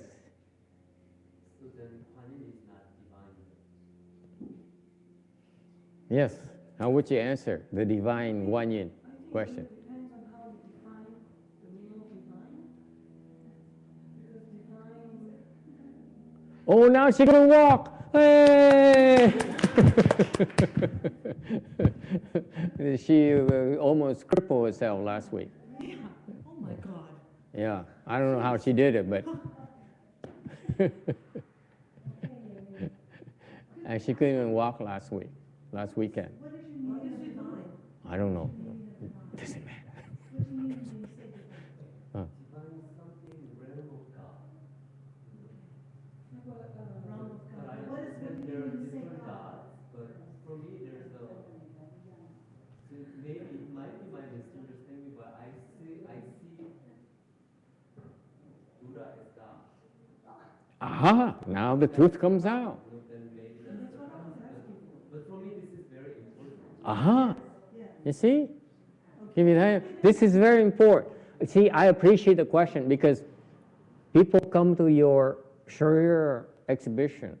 This is their mindset. How you answer this in five minutes? How do you answer the Vietnamese guy? We went to the temple yesterday. Okay, they have a similar kind of mindset, especially the woman looking at the koi fish. That's all they have. That's all they can. You know, how you answer these people and help them reorient them. You see, yesterday you missed it. We went to the temple. You weren't there. Okay, some of people were there. David? Yeah. And there's a woman, Vietnamese woman, she came because they have a small pond that has some koi fish. And so she stood there for about 20 minutes. And so I was curious, I walked over gently. No one noticed I was walking inch by inch, and then I moved north and south. And finally, oh, there you are. And I asked her, and she said, I go to the temple because I want to look at the fish. My children only want to look at the fish. Okay, cứ để tự nhiên, cái đi chơi tự nhiên không sao hết. It's okay. When my master was lecturing, the boys were laughing and crying and screaming, and he used to be jumping from bowing cushion to bowing cushion, you know, and used to drive all the women crazy. It's okay. It's okay. Don't worry. Let him be. Okay. Kệ cho con nhóc nó đi, cứ lắc nhắc kệ nó không sao hết đó. Đừng có ngại, đừng có để nó tự nhiên. Lúc mà ông sư phụ của thầy giảng kinh vậy đó, con nít nó la hét nó chuyện thương lắm. Kệ cho nó, và nó cho nó hấp vào cái không khí của cái tinh thần ở trong đó. Đừng có ngại. Okay. So anyway, I explained to her, it's okay. It's okay. Don't be attached to marks. Don't be attached to noise. Okay, okay. Yeah. That's part of learning. So anyway, so she says, I am here. I bring my children here because my children want to look at the fish. Thằng cái bà nó tới chùa để làm gì? Để nhìn con cá thôi. She wouldn't go into the Buddha hall. Không vào cái tượng không đảnh lễ Phật. Never bow to any Buddha statues out there. Remember that? The courtyard has a lot of statues. Kệ không sao đâu. It's okay, it's okay. Nó vui đó, nó vui tính đó, nó thoải mái làm gì rất là tốt. Okay? When children are doing like that, it's a good thing. Okay? They're happy. They express the happiness. When they get older, become like him, say, I don't feel like walk. Which one do you prefer? Hả? Thấy không? Lúc nhỏ, lúc trước thằng nhóc này nó cũng như vậy đó. Rồi bây giờ thấy nó lớn, tự nhiên nó ngồi thằng thầy chán quá. See? I much prefer that. Okay. You see, anyway, let the children be. Mình người lớn, mình cho dung túng đứa con nít, nó làm gì mình chấp nhận hết, mình thương, mình okay? So, she didn't bow to the Buddhas. She didn't bow to the statue. She was not interested in the Dharma. She walked there because she wanted to look at the koi fish.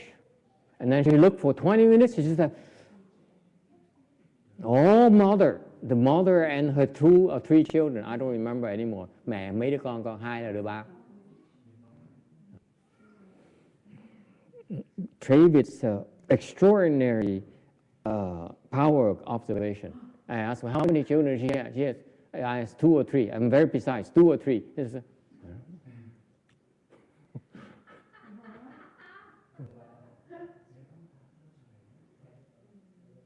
Okay, so this woman stood there for 20 minutes, and then she went back to her car and drove away. I got a chance to talk to her. I said, "Oh, what do you do here?" She said, "I come here to look at the fish."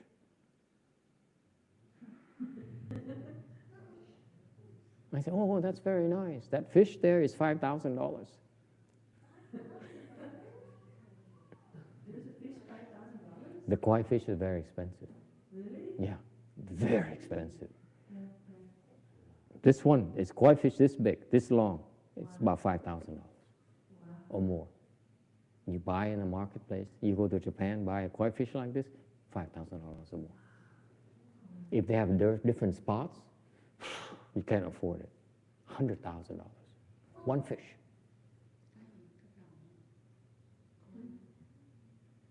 Even mayors cannot afford it. One fish, $100,000. And there are Chinese people and Koreans and Japanese people who'd buy what kind of fish. It's not the size only. The size shows you the age. But the more important is the dots, the spots at the back. Yeah. And they have competition of these koi fish. Okay? Anyway, very fascinating. There's a woman one, koi fish. So the concept here is that they come to the temple, they're looking for certain things. Okay? And for example, the gentleman here talked about the divine, because the divine is to him the authority. Am I correct? The authority, okay? Superior, okay? That's what divine means to him. That's what you need to understand. Okay? So after we help him position where the gods are. He understands the divine a little bit better. And he says, part of my divine, his divine definition are two things. I suspected that already. Okay, I knew that he would look at the Buddha as divine, but I didn't know that he knew about Guan Yin Bodhisattva. Okay, you see that? You have to help him clarify it for him. Does it help? This is why you're learning all this, because you know all this, but it's only your knowledge. You need to use it, put it in the terms that he can relate to. Does it make sense? Don't regurgitate like a dictionary or a book. See where he's coming from and talk to that. Not tell them, give him your dictionary, give him your book. So far, so good? That's how you can answer a question in a few minutes and make them happy, and they leave happy. They don't want to know about, the Flower Adornment Sutra or the Shrangama Mantra. No interest. Okay? If you can answer these kinds of questions, then I can retire.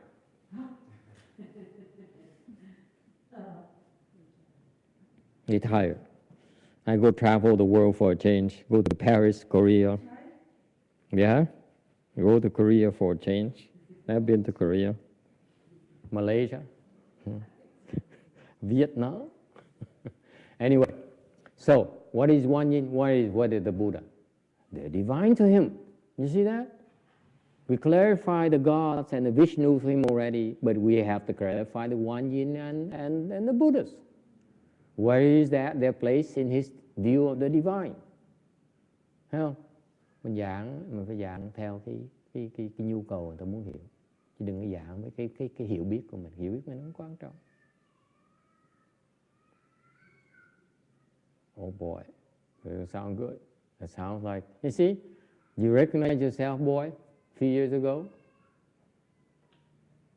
Mommy. Disgusting. Now we can say, 小东西很可恶. Okay, You see that? So how do you help him understand the one yin and the Buddhas? Yes. First of all, I think that we can make a common understand what is Buddha, and then definition what is Buddha and what is divine. So when Shakyamuni enlightened, he recognized that all nature we see have all Buddha nature. Buddha, what Buddha means? The sick like that, when he get enlightened, he received the ball and the sack from the feet by that teacher. And the man didn't, in the monk community, the man didn't want it, he didn't accept it. He wanted to come back, he wanted to take back the sack and the ball of certificate of enlightenment. So he said, what is Buddha? What you get the master revealed to you. So the Sikh of that say, let's come down. Don't think good, don't think bad. At that moment, you Buddha, you're not different. And that your mind, that moment, no different. So that means Buddha. And you see Buddha a lot of different, because we think and we make different. But the Buddha nature, all of us, and Shakyamuni or Banyan or God, everything has Buddha nature. The same. When we don't think good, don't think bad. When the God don't think bad, don't think good. When the God or the deer or a woman or a man don't think good and think bad, at that moment we are Buddha. But we not keep that long. We rely upon thoughts and we create the karma, we create different consequences. So God or one man perform anything or human being because of the karma different, we create different form. But in Buddha nature, nothing.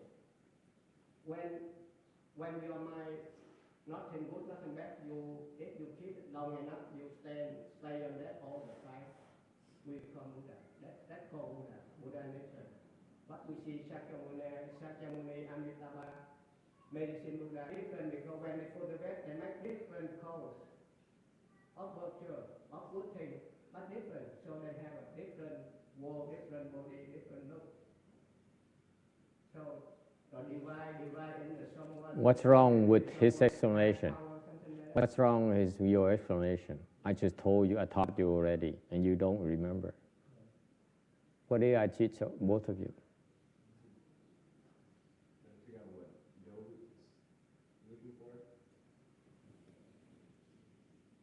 Three sentences. You cannot say in 3 sentences, then you're in trouble.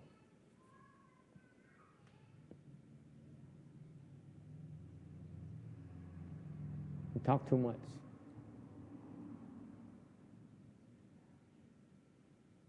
Okay?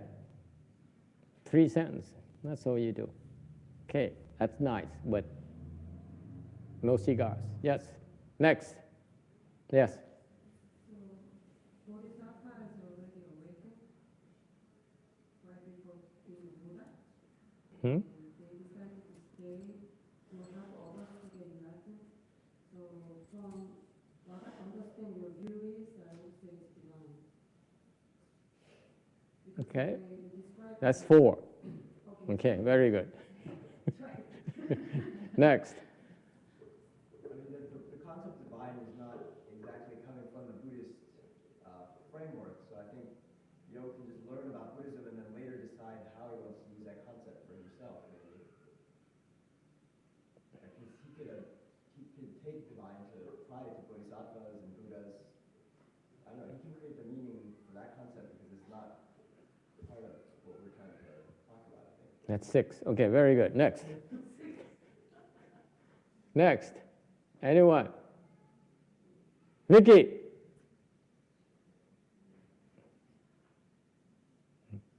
In our basic Christian construct, divine is as high as, is what we aspire to. As a Christian, you aspire to get there, to the level of divine.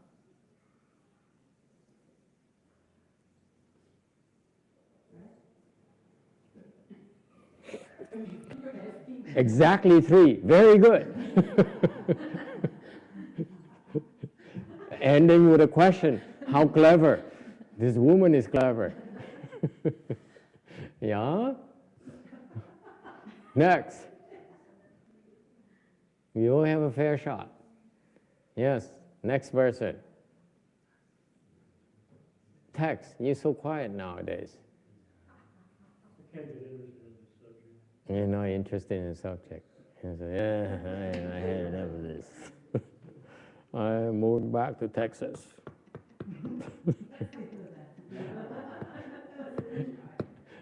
That's 2. He only says 2. I'm not interested. I'm moving back to Texas. Yes, sir. But I think the situation is common, because a lot of people these days don't view the gods as beings that exist in another realm, but they just view God as the ultimate reality. So in that sense, they're using the term concept of God and divine to refer to basically what we mean by Buddha. The reason I go through the exercise is to teach you how to help people. You're not interested in helping people. Your knowledge is only good to you. It's not good for anyone else. You can say, I don't want to help this kind of person. I want to. Then your knowledge is also limited. It doesn't apply to such people. Okay? Here's where he's coming from. Okay? Here's what I would say. Would you like to hear it? Yeah, I figure.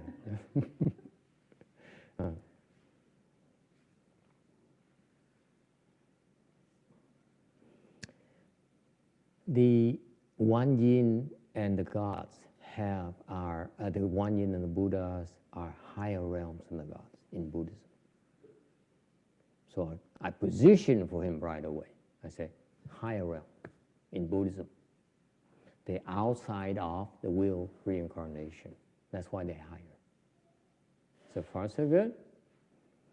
And that's why in Buddhism we pray to the One Yin and the Buddhas rather than praying to the gods, because we get more responses. 3 sentences. Yeah. I should not take it seriously. I'm not. Does it help? This is why the Buddhists do it.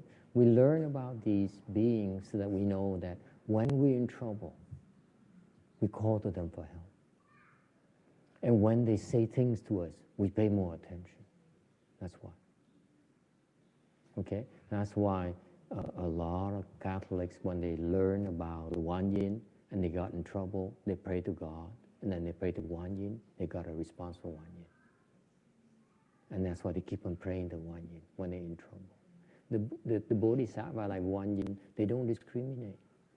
They say, I only help the Buddhists. No. If you ask her for help, she will help you regardless. The Buddha is the same thing. Okay? That's the nice thing about Buddhism. Okay? It's way beyond divine. Their state, their level, their plane of existence is far higher. Okay? And that's why you believe in them, well, and you call them for help, and you're sincere, you get responses. Does it help? And what we're talking about right now is taught to us by the Buddhas. He has that knowledge.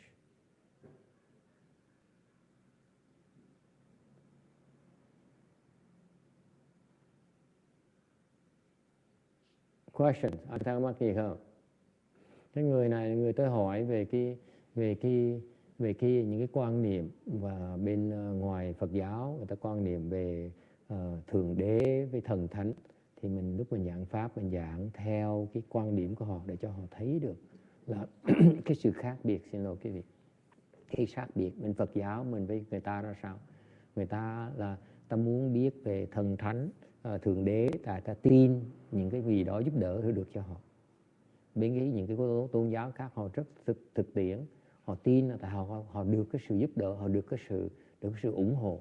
Thành mình giảng người ta biết rằng là bên Phật giáo mình cũng có cái lòng tin như vậy, để mình tin cái đấng như bấn Bồ Tát, bấn Phật thì cái cảnh giới họ cao hơn nhiều.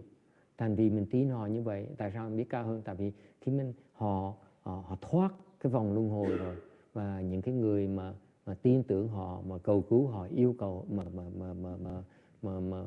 cầu cứu họ, thì họ được cái cảm ứng nhiều hơn là khi họ cầu cứu. Như Phật giáo mình đi cầu cứu những thần thánh với tiên đó, nó không bằng cầu cứu Bồ Tát với Phật. This is a Buddhist experience, by the way. They pray to the gods and the spirits and the ghosts. And what they found out is that when you pray to them versus praying to the Bodhisattvas and the Buddhas, you get a lot more responses from the Buddhas and the Bodhisattvas. That's the Buddhist experience.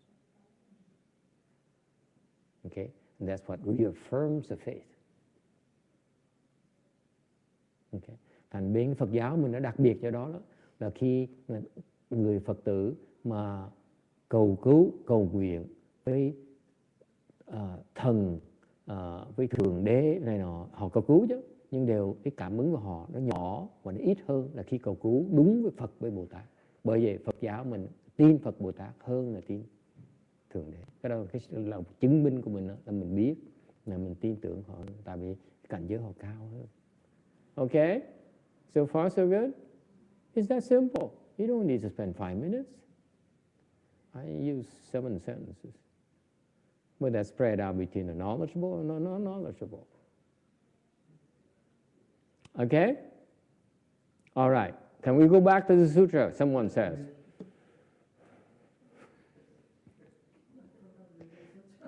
Okay, going back to slide 711, trở lại tấm 771. Okay?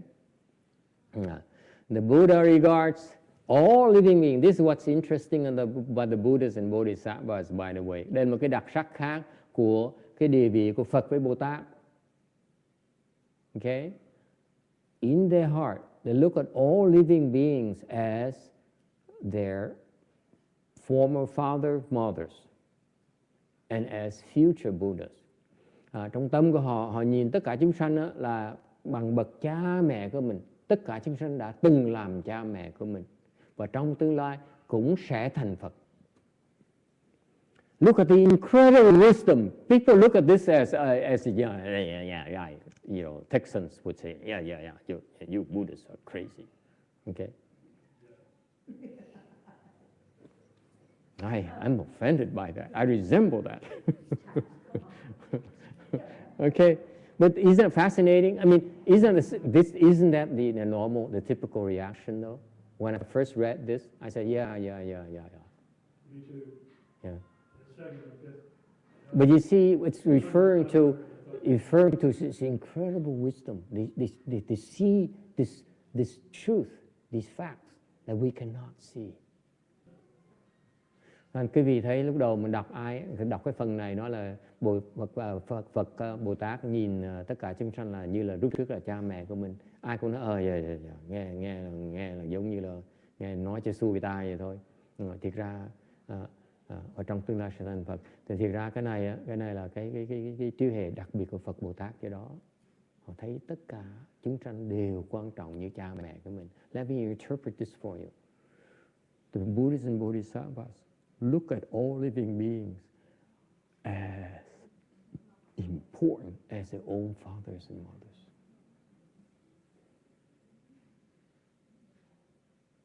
Isn't that incredibly wise? Quý vị thấy đặc biệt dễ sợ không? Thì dễ sợ. Tất cả chúng sanh là cha mẹ của mình.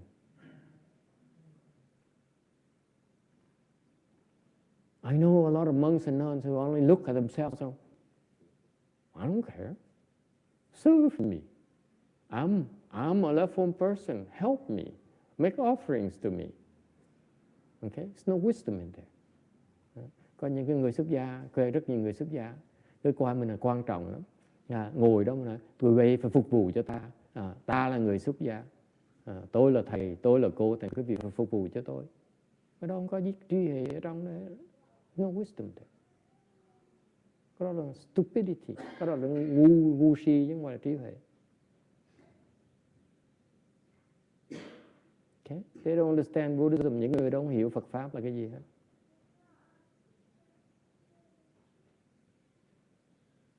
Okay? Cái người trí huệ như bậc Phật Bồ Tát đó, nhìn mỗi chúng sanh là như cha mẹ của mình. Trí huệ dễ sợ như vậy. Nó beautiful. Cái hay dễ sợ không? Tất cả chúng sanh, mỗi chúng sanh đã cũng quan trọng như là cha mẹ của mình vậy.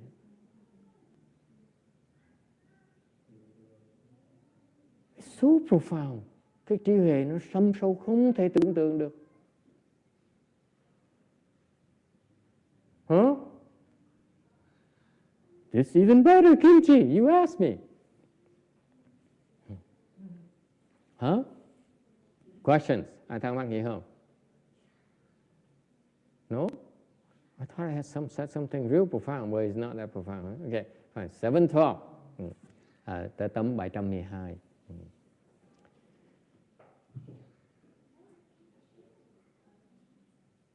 Okay.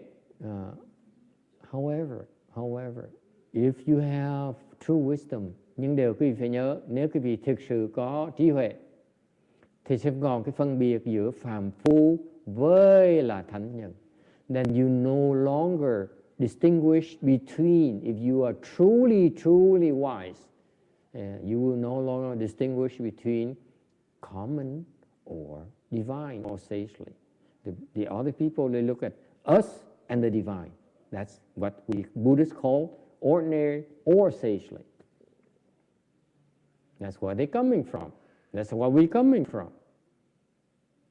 The same kind of ideas. Nên quý vị thấy không?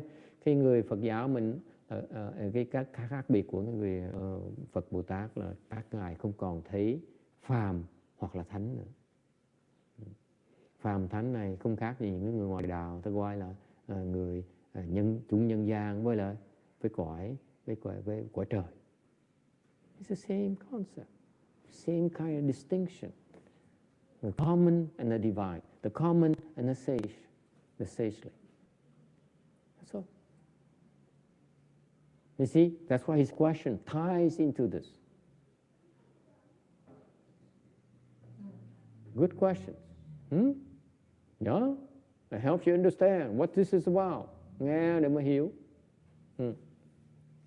The only difference, and this answers this question, the only difference between the ordinary and the inferior and superior is the existence of thinking. Cái sự khác biệt giữa cái tầm thường với cái đặc biệt là cái suy nghĩ. Có suy nghĩ là không. In Buddhism, you superior when, you sage, you wise when you don't think. En Phật giáo mình, cái người có trí huệ là người không suy nghĩ.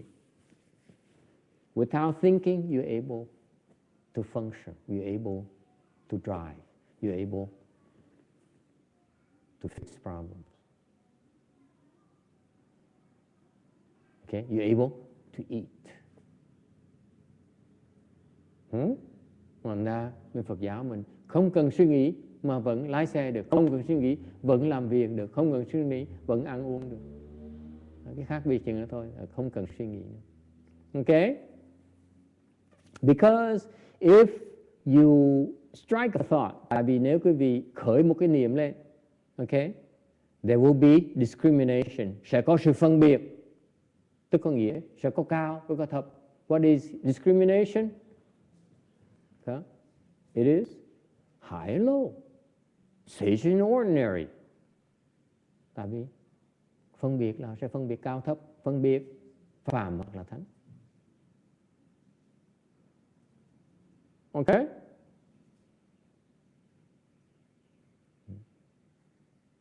So that's why the ancients say they point straight at the practice. Bởi vì cái bên Phật giáo mình á, là chỉ thẳng vào cái hạnh. Why? Tại sao? What does it mean? Point straight at the practice. Chỉ thẳng tới cái hành nghĩa là sao?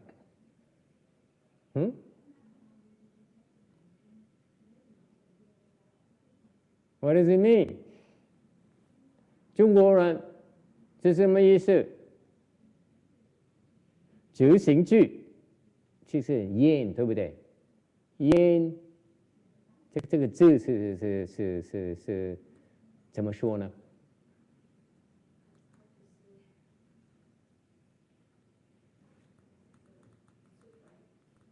啊？目执行句，啊 ？What does it mean？ 是什么意思？蓦然间，这意思就是很快的意思，直走去。So what does it mean？ What does it mean？ 是什么意思？ Nghĩa là sao? Cái này là chỉ thẳng tới cái thực hành thôi. Nghĩa là sao?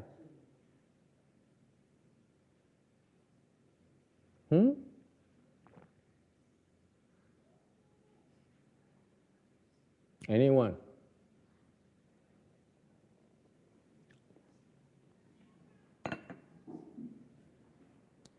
Does it mean to point straight at practice? Is that what you're asking? Yes, what does it mean? Why do the ancients say this?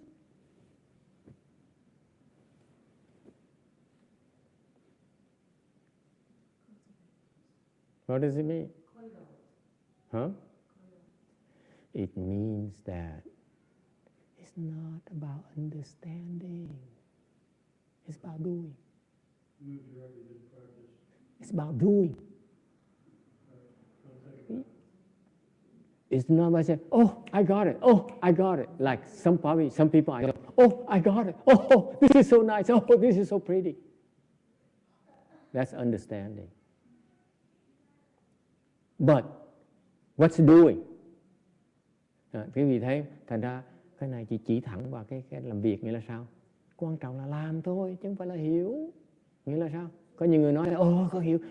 Hay quá thầy, hay quá. Huh? What does it mean? doing practice is not doing.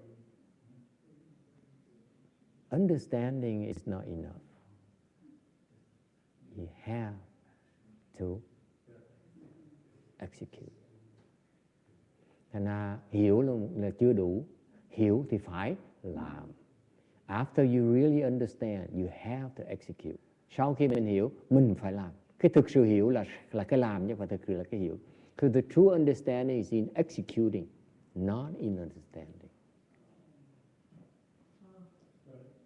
Okay? That's what the ancient says. You can talk all you want, but until you do it, I will not believe you.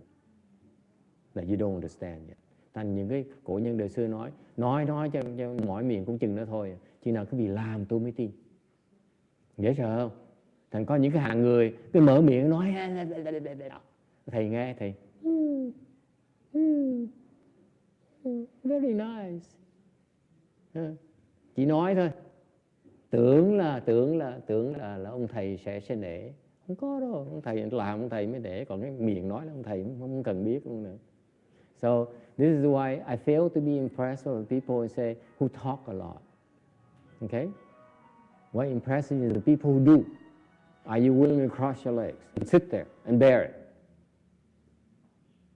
You know, we all know we're supposed to cross our legs and bear it, okay?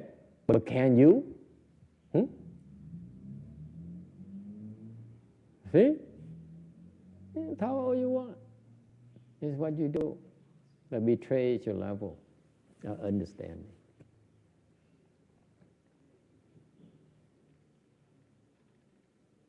Questions? Thầy nó nói vậy thôi, ông thầy nói vậy nghe, ông thầy cười cu cà cười vậy thôi, chứ còn làm ông thầy mới tin. Nói em chừng nữa thôi.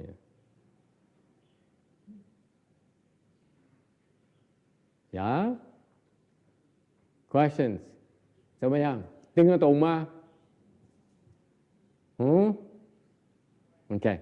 And so what do you do? What does it mean? Okay. It's also very wise. When you execute, don't look left and right. Don't get distracted. Lúc quý vị hành đó, lúc quý vị đang làm đó, mà quay thử quý vị có nhìn phải, nhìn trái không? Là có bị chi phối không? Okay? Whether you do it, what you do is consistent with the principle, cái việc quý làm nó có tương ứng với cái giáo lý không, cái ý nghĩa là không. Okay? And what's important is not about the results, but which way you're going. Are you ascending? Are you reaching the loftiness? Are you going for the meaningful? Are you going for the long term? Cái hướng, cái thứ ba, cái quan niệm thứ ba, khía cạnh thứ ba là cái hướng, cái phương hướng. You see, people desert me all the time. Do I get afflicted? No. Look at this. They're leaving left and right. Oh, never mind. Don't look left and right. I understand the principles. You see how difficult it is? So, you see the sense of direction. Because the sense of direction, if you have a sense of direction, you will not be affected by the short term. You will not be discouraged by the short term. Variations, vacillations. Nên quý vị thấy không? Nếu mình có biết cái định hướng rồi cái phương hướng rõ ràng rồi, thì có nghĩa là quý vị sẽ không bị cái tạm thời nó chi phối. Okay? Yes, sir. Well, you will be discouraged, but you just keep going anyway. Yeah, you keep going anyway. And that's why you march forward. Thank you very much, sir. That's number 4. Bởi vậy, mình mặc dầu mình có buồn mới vui, mình vẫn tiếp tục đi như thường. That's more important. You keep on marching forth. Okay? Mặc dầu buồn vui, mình tiếp tục đi. Okay? Until you reach your ultimate destination, true wisdom. Meaning, no thoughts. Để cuối cùng mình tới cái thánh địa. Thánh địa là sao? Không còn suy nghĩ nữa.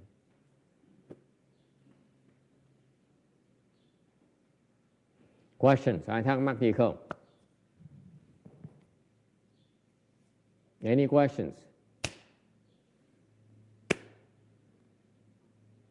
Yeah? Yes, sir.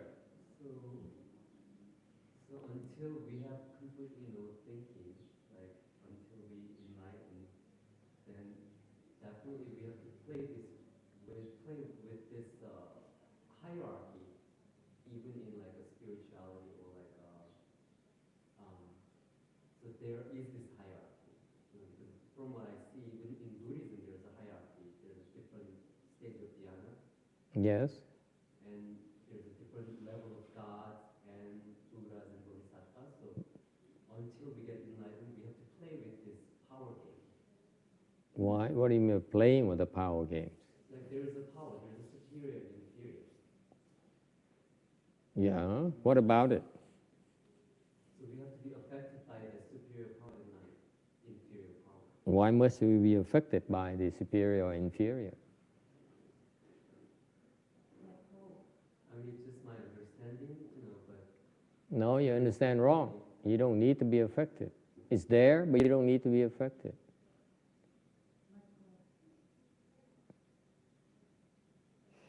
It should not afflict you.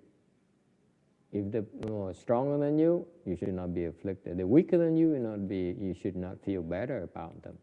If they're richer than you, you should not feel envious. The poorer than you should not feel superior. It should not affect you at all. They're higher than you, then try to be as good or better. They're lower than you, then try not to fall. And be like that. It's no game.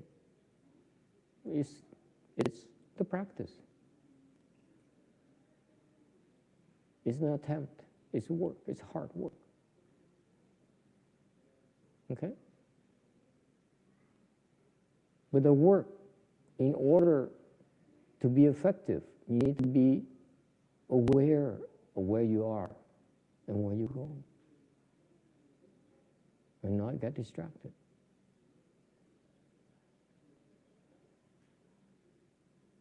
And that requires faith. You have faith in something called a Buddha. You have something called Bodhisattva, who's a lot wiser than you are. who left you all these teachings. See, you do these things, you be just like me.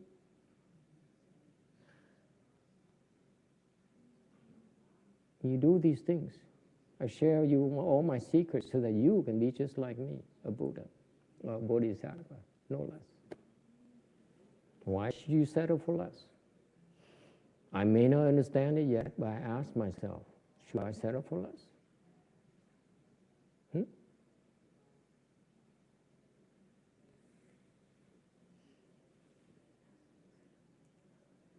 Questions? Hôm nay ông hỏi là cái người không hiểu đạo, thành hỏi là thì như vậy có những cái giai cấp, có những cái tầng lớp như vậy, thì tôi phải tu, tôi phải chịu đựng những tầng lớp, tôi phải lèo lái trong những tầng lớp như vậy. Thầy nói đương nhiên cái thực tế của mình đó, là lúc mình tu mình phải biết mình ở đâu. Okay? Không có nghĩa là mình sẽ bị sanh cái phiền não. Mình nghĩ là người ta thấp hơn thì mình hãnh diện, người ta cao hơn thì mình thèm thuồng, người ta giàu hơn thì mình ghen ghét. Ok? Mình tu là tùy cái hoàn cảnh, tùy cái duyên mà tiếp tục tiến tới. Mình không nhìn phải, không nhìn trái. Cái việc mình làm nó tương ưng với cái giáo lý. Khía cạnh thứ ba là mình có cái phương hướng nó rõ ràng, mình không bị cái tạm bợ, cái lên xuống của cuộc đời, cái lên xuống của hoàn cảnh nó ảnh hưởng mình. Mình cứ tiếp tục từ từ mình tiếp tục đi tiến tới, chứ mình không ngừng lại. Okay? Và cuối cùng mình chỉ cho tới khi mình đạt cái mục đích của mình là thánh địa là không suy nghĩ. Questions? Ai thắc mắc gì không? This is why we cultivate Mahayana. Đây là lý do mà chúng ta tu Đại Thừa. If I've run through a lot of monks and nuns who call themselves disciples of the great masters, thì gặp rất nhiều người, đây là mình tu Đại Thừa như vậy, thì gặp rất nhiều người tăng với ni, và họ gọi họ là đệ tử của bậc thánh nhân của theo tu pháp Đại Thừa. They're practicing Mahayana. Okay? Okay? They're not doing any of this. Họ không làm gì năm cái điều này. And they call themselves cultivators of Mahayana. Họ tự gọi họ là tu hành Đại Thừa. You see, the ancients are not fooled by this. Cái người thánh nhân, bậc thánh nhân không bị lừa gạt được đâu. Tại ta nhìn cái người này chỉ cái miệng nói mà không có làm. Because people only talk. They use their masters, they use their names to impress you. But they're not executing. Họ không có làm. Because they look left and right. They say, I want to be better than you. I am better than you. What are you doing in my temple? Huh? We're better than you. Okay? They're comparing. They look left and right. Okay? They don't understand the principle. Họ không hiểu cái giáo lý là cái gì. They're too arrogant. Tự cao quá đi. Nghĩ là mình đặc biệt. They think they're so special. Okay?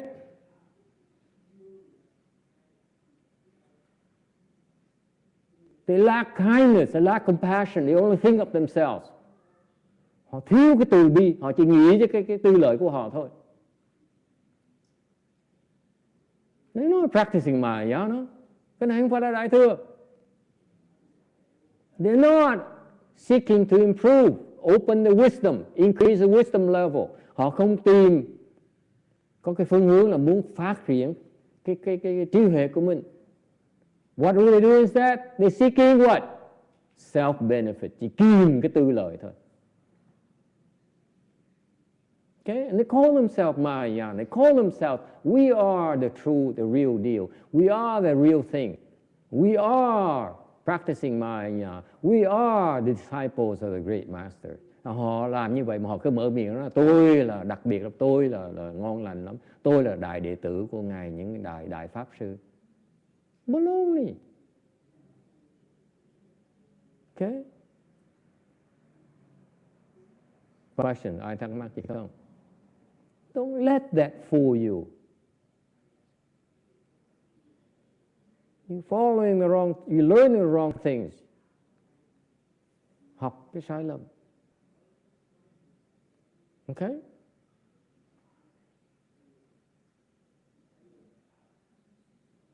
Mahayana supposed to elevate you, make you a better person, and liberate you from your stupidity. Cái tu Đại Thừa để mà khiến quý vị càng ngày càng cao thượng hơn. Okay? Liễu cái khổ. Okay? Và giúp vị đắc giải thoát qua khỏi cái sự ngu đần của quý vị. Đó là Đại Thừa. You feel yourself so special. You don't understand. Nếu cứ nghĩ quý vị là quan trọng thì quý vị vẫn chưa hiểu cái gì hết. Should be more humble. Phải khiêm tốn hơn. Don't think of yourself. And this is bothers the heck out of me of so many monks and nuns I met. Tôi gặp rất nhiều người tăng ni mà cái mở miệng, cái nhìn người ta nó mở miệng nói chuyện là toàn cái bản thân mình không. They open their mouth to talk about themselves. Talk about how to benefit themselves, how special they are. Mở miệng nó nói là mình muốn lợi, mình muốn được nổi tiếng, mình muốn cái đặc biệt cho mình là rất đặc biệt. They don't understand at all. Không hiểu cái gì hết. They're not Mahayana people. Mấy người đó đâu phải là Đại Thừa. They're Hinayana people. Đó là tiểu thừa. I don't care what clothes you wear. Mặc cái áo gì đối thầy nó chả quan trọng nhé. Okay? That's why I occasionally bring you to some of these people and say, you see, they think they're so special. They're enjoying the dhyana bliss. They're enjoying, they have a full support for their cultivation. What for? So that they feel better about themselves. They're useless.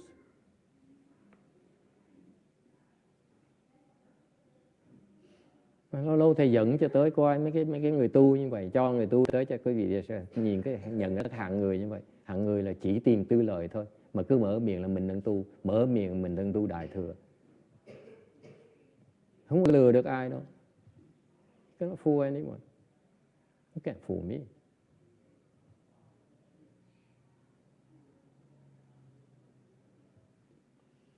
Hạng người vô dụng.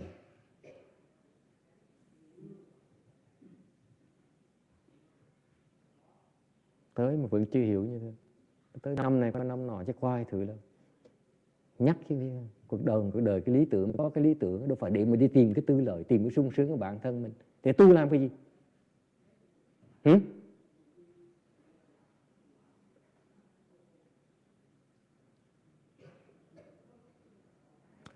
All right. I'm calm now.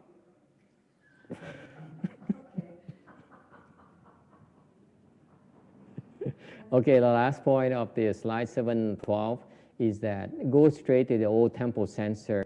I got it from the patriarch's books. I don't understand what it is. I write it down here for the people who may have some future, so people might understand this. I don't.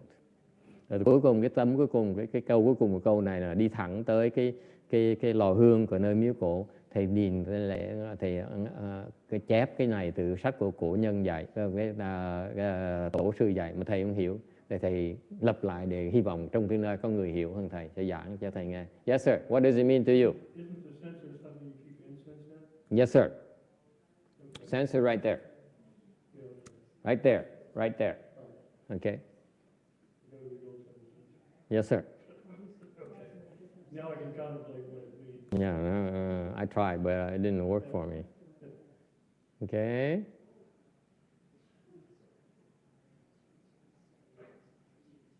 What happened? I don't know where I'm at anymore. No comment, stop it. 712. No, 713 is the next one.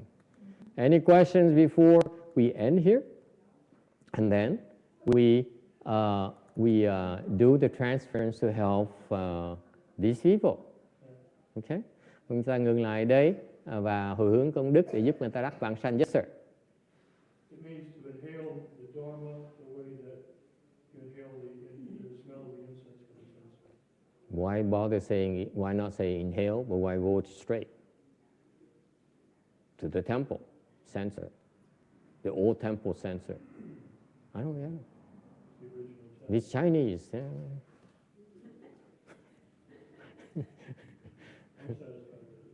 You see that? There's a few words here. See, the ancients, the wise men, they never waste words. Each single word carries a meaning. That's why it bothers me, it baffles me. What does it mean? So the context here is something very Chinese that the non-Chinese have no clue. That's my conclusion. So I'm hoping the Chinese themselves will get it. But look at the Chinese, look at the face. They don't get it either.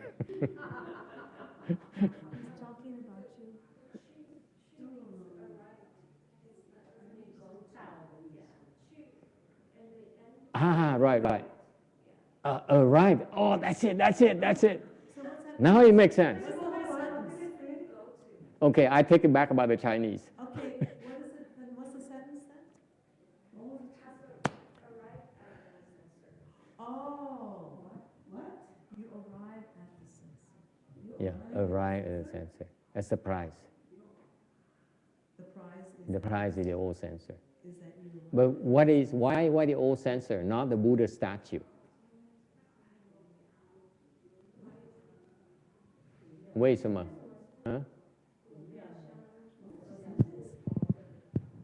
为什么？你想一想呢？下个礼拜再讲好不好？